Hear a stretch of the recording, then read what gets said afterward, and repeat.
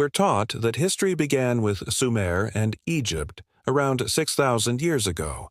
But what if there were advanced societies that existed tens of thousands of years ago, only to be wiped off the map by a global catastrophe? This isn't just a fantasy. A growing body of scientific evidence is forcing us to rethink our entire understanding of the past. Imagine a world emerging from the last ice age.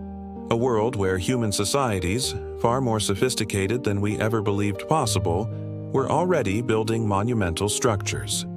For decades, this idea was dismissed as myth. But now, new discoveries are turning this myth into a plausible reality. We're talking about clues hidden in ancient stone, submerged beneath the waves, and even locked within our own DNA.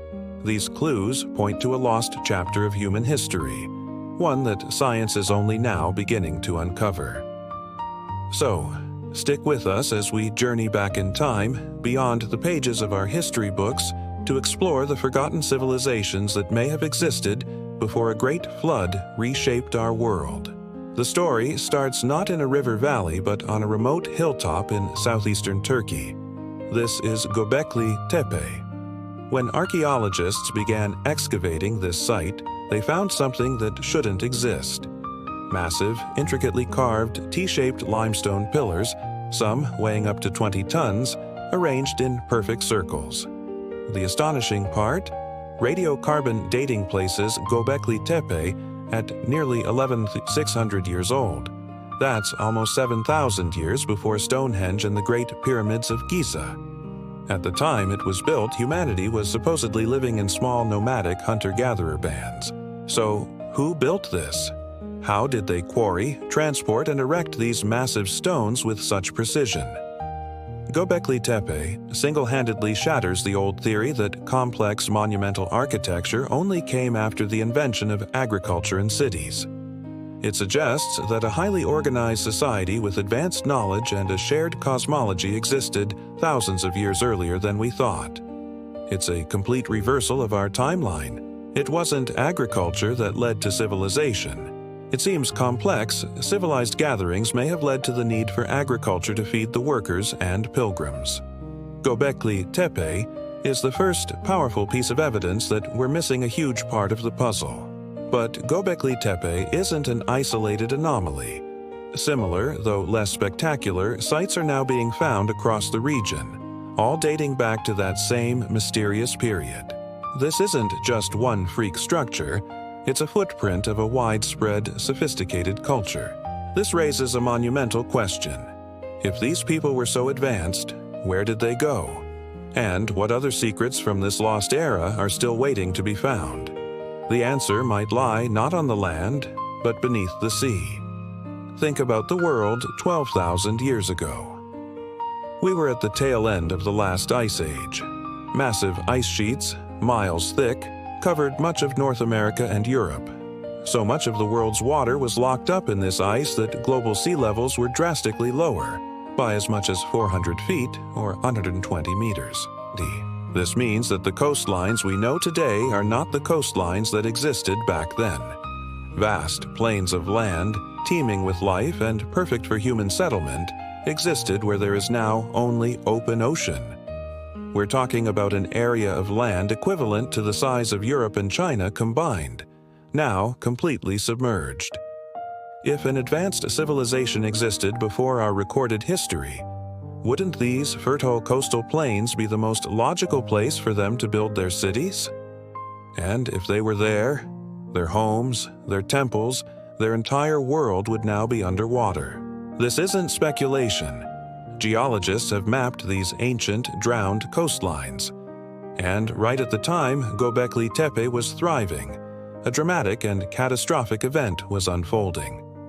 A period known as the Younger Dryas came to an abrupt end. Global temperatures shot up, causing the ice sheets to melt at an unprecedented rate. The result was a series of catastrophic global floods. Ice core samples from Greenland and sediment studies from ocean floors paint a terrifying picture of rapid sea level rise. It wasn't a gradual process. It was punctuated by sudden, massive pulses of meltwater flooding into the oceans. Ancient shorelines that had been stable for thousands of years were swallowed by the sea in the span of a few generations. Imagine living through that. It would have been an apocalypse. The stories of a great flood, found in hundreds of cultures around the world from the Epic of Gilgamesh to the story of Noah, suddenly seem less like myth and more like a collective, distorted memory of a very real cataclysmic event. So, if these coastal civilizations were real, is there any physical proof? Finding underwater structures is incredibly difficult and expensive. The ocean floor is a dynamic environment. Currents, sediment, and marine growth can bury or destroy anything left behind. But despite the challenges, tantalizing clues are starting to surface. Off the coast of India, in the Gulf of Kambat, sonar surveys in 2002 revealed what appears to be the remains of two large cities, stretching for miles along ancient riverbeds now 120 feet underwater. Recovered artifacts, including pottery, beads, and human remains, have been carbon dated to as old as 9,500 years. This discovery would make them thousands of years older than the earliest known cities of the Indus Valley civilization. And it's not just India. Off the coast of Japan lies the Yonaguni Monument, a massive underwater rock formation with what appear to be man-made features. Huge steps, flat terraces, and right angles. While some geologists argue it's a natural formation, others are convinced it's a modified structure, a quarried stone monument that was submerged when sea levels rose. In the Caribbean, near Cuba, sonar images have shown geometric patterns of stone structures deep on the ocean floor, resembling an urban grid. While these sites are controversial and require much more investigation, they all lie in areas that were above water before the end of the last ice age. Are we looking at the ruins of a lost world? The smoking gun might still be out there, waiting for the right technology and the right team to uncover it. The clues aren't just geological, they're also hidden within us, in our very genes. Geneticists studying human population history have found something fascinating. By analyzing the diversity of mitochondrial DNA, which is passed down from mother to child, they can trace human migrations and population sizes back through time. And their studies show a major population bottleneck and dispersal event that coincides remarkably with the end of the last ice age. Around 12,000 years ago, human populations seem to have gone through a dramatic upheaval. Many genetic lines disappeared, while others rapidly spread out across the globe. This genetic data aligns perfectly with the geological evidence of a global catastrophe. It suggests that human populations were severely disrupted, forced to abandon their homelands and migrate inland and to higher ground. Think about the survivors of such an event. They wouldn't have been able to carry their entire culture with them. They would have been refugees, scattered and traumatized. Their advanced knowledge of engineering, astronomy, and agriculture might have been lost or only preserved in fragmented myths and legends passed down through generations. These survivors, arriving in new lands, would have had to start over.